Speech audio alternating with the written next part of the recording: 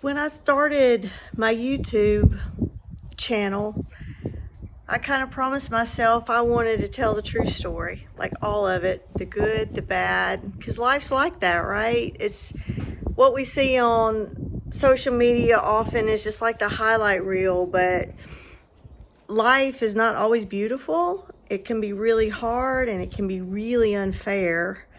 And I've only had the courage to write about what has happened recently, but I at some point wanted to be really honest and speak about what happened with Kendalee. Today is the 1 month anniversary since I had to have her beautiful eye removed. And for the first days when this happened, honestly, we were just reacting to what was happening. And I don't even think, like, my brain knew what was happening, but I wasn't really processing everything that was happening to her and to me and her together. But so early in February, her eye just started tearing a little bit.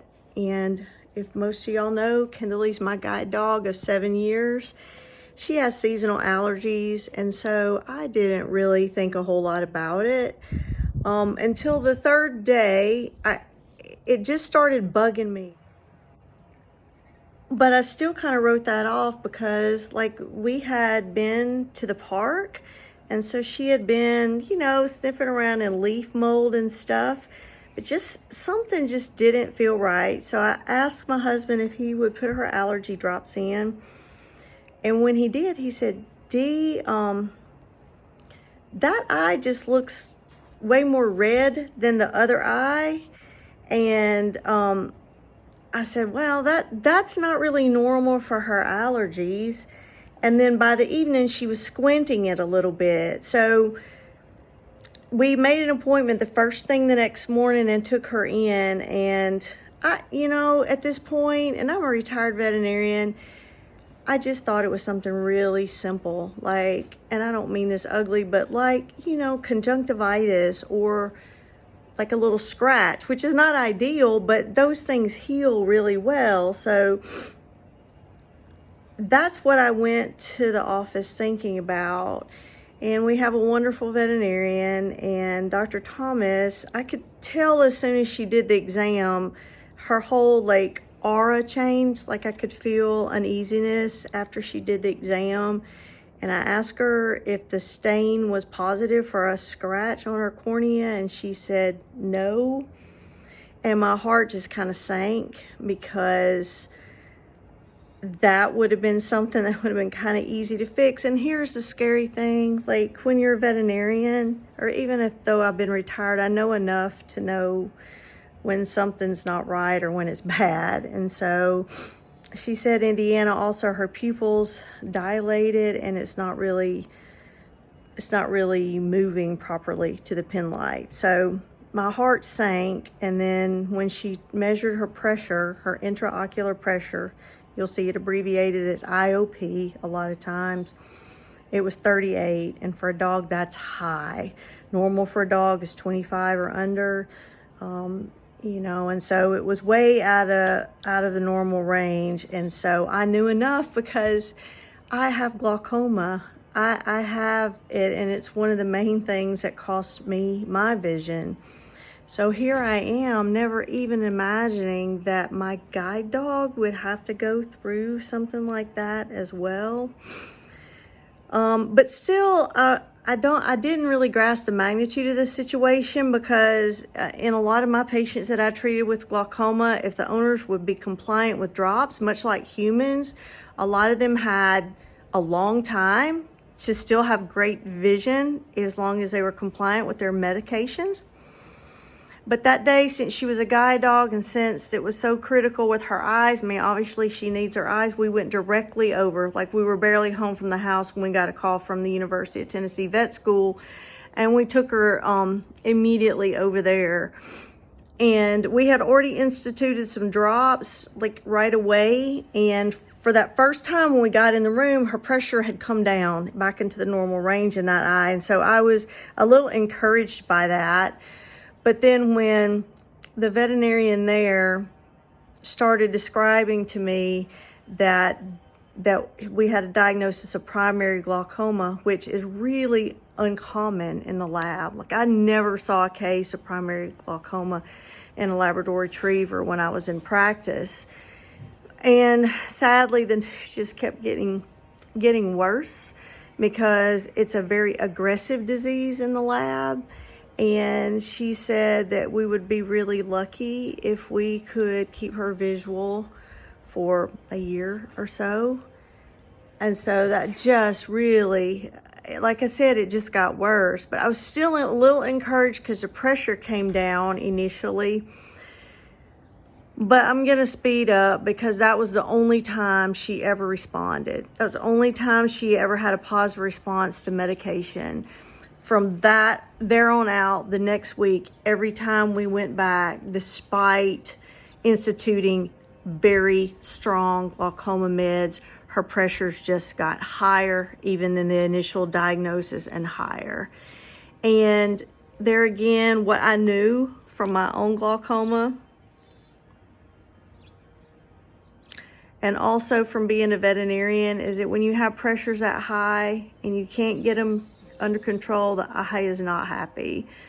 The retina, especially the optic nerve, once you get sustained pressures in the 50s, hers were in the 50s. The last day we measured it, her pressure was reading between 65 and 70. I had never seen pressure in my eye or a dog's eye that high.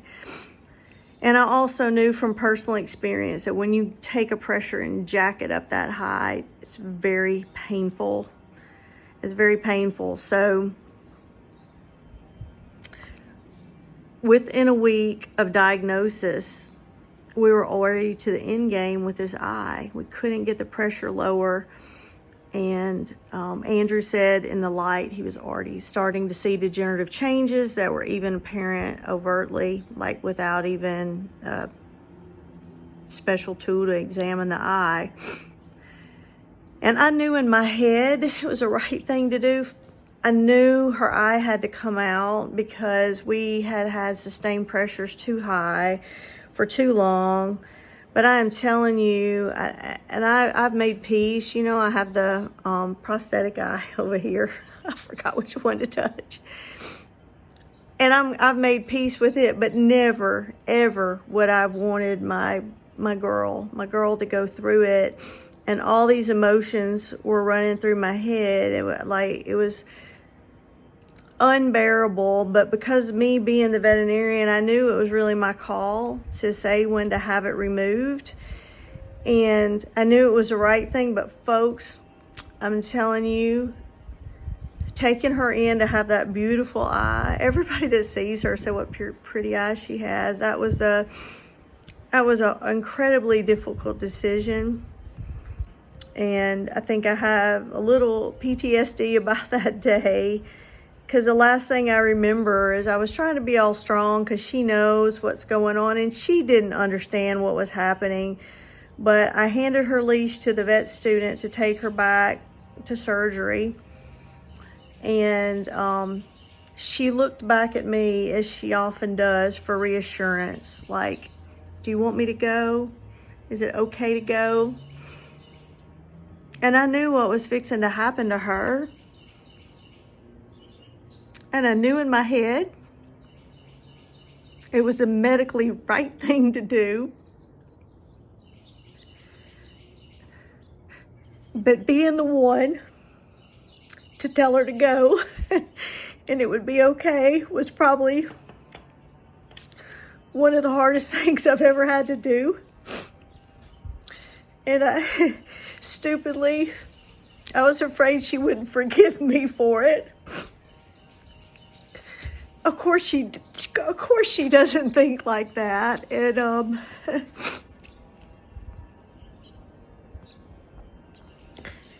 she has been amazing. She is rebounding really good, and we have her on some medications to keep the symptoms at bay as long as we can. In her remaining eye, and since then I do have a little hope. The doctors at the vet school once again shared some research that if we get the treatment going early, that maybe we can prevent the pressure spikes for a little bit longer, maybe up to 2 years or so, which will be great. It'd be fantastic. And once again, she's the one that's still taking care of me. And I mean, like, day 2 after surgery, without me asking her, she's marking a curb to come up into my house. But more than that, she still remains optimistic, and she's so happy, and she's getting adjusted to being monocular, and she's just finding joy, and she's showing me again, or reminding me again, to focus on what's possible, not what you've lost. But I do feel a little lost because I just have to be honest. It's been Dee and Kendalee for 7 years. You don't hardly ever see one without the other. So when I go out, I feel a little incomplete at this point.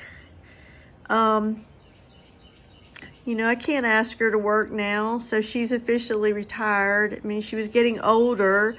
And really, since I don't have a good vision, I need 2 good eyes, and she's adjusting to that way of life, so it's not really fair to ask her to take care of me right now. I'm pretty proficient with my white cane, but I'm slow. I'm slower. I don't know, slow is the word, but definitely slower than I am with her. And I just feel like a little part of me is at home when I go out without her. I've been on the wait list to get a guide dog, but Kendalee and I had that all planned out, how we were going to ease her into retirement, take that final walk around the town before it was over. And, you know, honestly, I got a little mad because I feel like all that was taken away from us. But I definitely want another dog one day, a guide dog. I'm not ready right now. Gosh, it wouldn't be fair to the next dog, even if they had one ready for me tomorrow. It'd almost be like a rebound guide dog, and just kind of have that poor dog set up for failure till I get through processing all of this. And I know I'll get there, but life is a little hard sometimes, right? And we just have to roll with it, and I'm trying to take courage from her. So if you're one of those, so many people reached out to me, so kind to me. And if I didn't respond as you would expect, please just give me a little grace. I just couldn't really talk about it anymore, and my emotions were everywhere. I was just subject to breaking down in tears or getting angry. And I just kind of retracted and hermited at my house for a little while to try to just take care of her and honestly try to process what had happened so quickly. So thank you for listening. I'll share as we go along, man. She's just amazing, and she's going to be fine, and I'm going to be fine too. And I know that, but I just am trying to give myself a little bit of grace to get over this. It's definitely been challenging. And let me see if I can get her here. Kendalee, come here. Come touch. Can you see her? There she is. She looks like she's winking a little bit, but she's still cute, and she loves her mama. And we're going to be fine, and I'm going to make sure we take great care of her. My husband and I are going to make sure she has a fantastic life, and I think she still wants to do rally, so we're gonna still have fun together. Love y'all, and thanks for listening, and thanks for all the love and prayers. It's been greatly appreciated. Love you.